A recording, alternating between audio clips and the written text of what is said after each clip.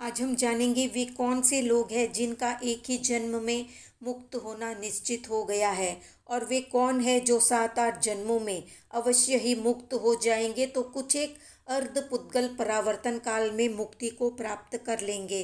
तो जानते हैं जैन दर्शन के अनुसार छायिक छायोपसमिक और औपसमिक सम्यक्त्व के बारे में। तो सबसे पहले सम्यक्त्व का अर्थ जान लेते हैं।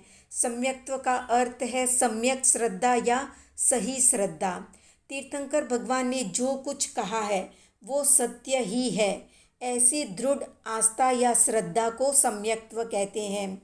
वीतराग देव में देव की बुद्धि रखना, महाव्रतधारी साधु में गुरु की बुद्धि रखना और अहिंसामयी धर्म में धर्म की बुद्धि को रखने को ही सम्यक्त्व कहते हैं।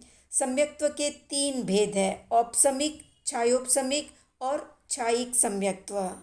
छायिक समकित वाला जीव एक ही भव में मोक्ष को प्राप्त कर लेता है। अगर आयुष्य का बंध हो गया है और बाद में छायिक समकित प्राप्त होता है तो वो जीव 3 भव में मोक्ष को प्राप्त करता है। छायोपसमिक समकित वाला जीव 7 या 8 भव में मोक्ष प्राप्त करता है और औपसमिक समकित वाला जीव अर्धपुद्गल परावर्तन काल में निश्चित रूप से मोक्ष में चला जाता है। सम्यक्त्व वाला जीव चाहे नरक में हो या फिर किसी और गति में, दुख की वेदना में भी दिल में अपराधी के प्रति बुरा भाव नहीं लाता है। दुश्मन की भलाई कैसे हो सकती है ये भावना उसके दिल में रहती है और इसी शुभ मानसिक भावना के कारण वो दुख को समता से सहन कर पाता है और कर्मों का नाश करता है। सम्यक्त्वधारी जीव देवलोक में हो या राजा हो, बलदेव हो या चक्रवर्ती हो, दिल में संसार के सुख के प्रति उसके आसक्ति नहीं होती है। उसके मन में एक ही भावना रहती है कि मोक्ष में ही शाश्वत सुख है, ये संसार एक जेल है। जिनेश्वर भगवान या तीर्थंकरों ने जो कहा है वो ही शाश्वत सत्य है।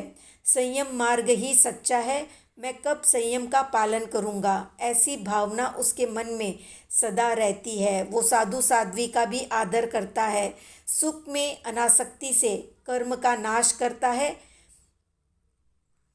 और आगे बढ़ता जाता है। सम्यक्त्वधारी जीव अति तीव्र भाव से पाप नहीं करता है, उसके परिणाम कोमल होते हैं और वो लघुकर्मी होता है।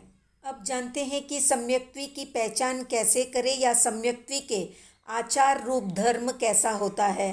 तो सम्यक्त्वधारी के आचार 2 प्रकार के होते हैं, आभ्यंतर आत्मा के परिणाम रूप आचार और बाहरी क्रिया रूप आचार।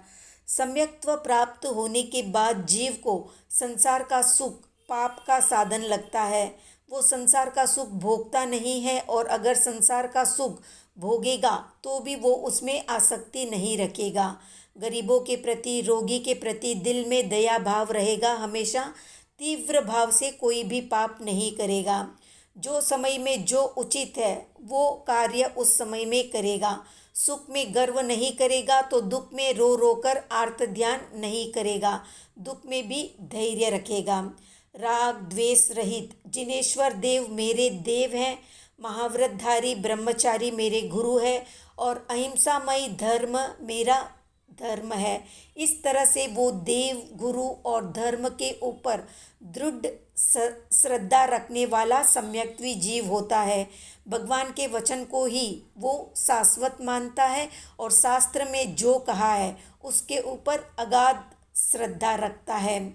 सम्यक्त्वधारी जीवों के बाहरी क्रिया रूप आचार इस प्रकार से होता है, जैसे वो 2 टाइम प्रतिक्रमण करता है, 8 प्रकारी प्रभु पूजा करता है, जिन मंदिर में देव वंदन सूत्र के अर्थ का विचारणा करता है, मुद्रा, मुँहपति के बोल, वंदन की क्रिया, क्षमासमन इत्यादि में छोटी गलती भी न हो उसका ध्यान रखता है, नित्य व्याख्यान सुनता है, नित्य गुरु वंदन और गुरु के पास यथाशक्ति पक्षकान करता है, साधु साध्वी को आहार पानी, साधर्मिक भक्ति, गरीबों को अनुकंपा दान, पशुओं की दया का ध्यान रखता है, शास्त्र का चिंतन मनन ध्यान करता है, हमेशा साधु बनने की भावना रखता है, रात को सोने के पहले संतारा, पोरसी आदि वैराग्यमयी भावना सोचते सोचते सो जाता है।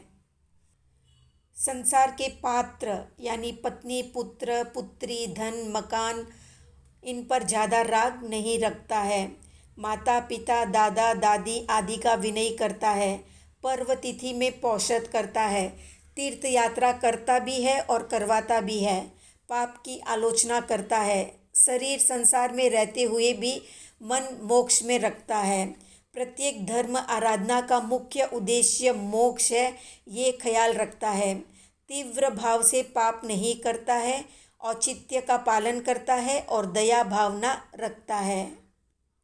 अब जानते हैं कि सम्यक्त्व की विशेष जानकारी के लिए कौन कौन से ग्रंथ पढ़ने चाहिए। तो पहला है योग दृष्टि समुच्चय, दूसरा है योग शास्त्र, तीसरा है धर्म संग्रह, चौथा है श्राद्ध विधि, पांचवा है तत्वार्थ सूत्र, छठा है योग बिंदु। इन सब ग्रंथों को पढ़ना चाहिए।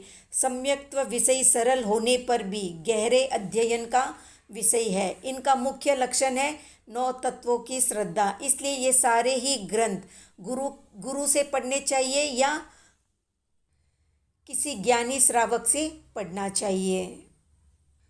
तो ये थी सम्यक्त्व से संबंधित संक्षिप्त जानकारी। कितने लोग अपने आप को सम्यक्त्वी मानते हैं, कमेंट में बताएं। वीडियो पसंद आया तो लाइक, शेयर, सब्सक्राइब करें।